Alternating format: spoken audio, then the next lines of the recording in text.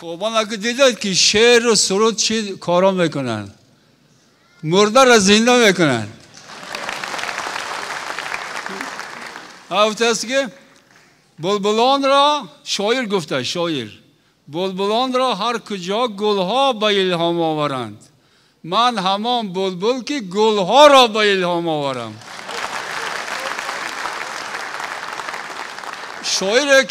شاعره که سنگ بیدار نمیکنه شاعر نیست. و همچنین البته سرایند، همچنین سیل خود رفت، همچنین سرایند. هنوز خواب سحر ناپریده از دیده، هنوز خواب سحر ناپریده از دیده، کنار آینه بی غبار بنشستم.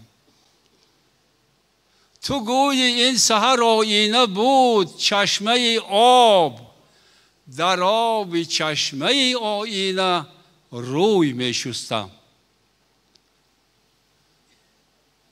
در آب آینه پاک من چی می دیدم؟ خشیده پنجه دست چو برگ زرد خزان. در آب آینه پاک من چی می دیدم؟ خشیده پنجه دست چو برگ زرد خزان. کسی به من از محبس نگاه می کرد، کسی به من از محبس نگاه می کرد که چارچوبه آینه بود دریچه آن.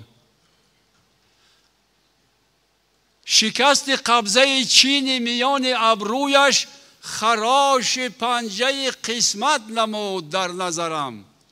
شکست قبضه چینی میان ابرویش خراش پنجه قسمت نمود در نظرم. چنان که دیده بودم این خراش قسمت را زمان در کف پای کفیده پدرم.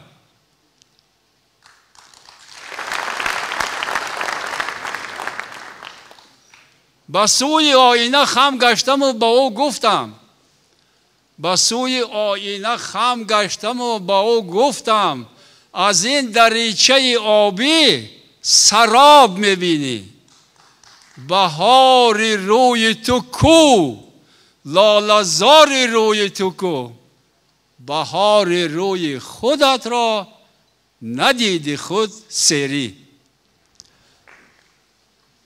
دمید گرد لبانش یکی به مزه زهر، دمید گرد لبانش یکی به مزه زهر، گیاهی پیچک زردی تبسم افسوس، گیاهی پیچک زردی تبسم افسوس.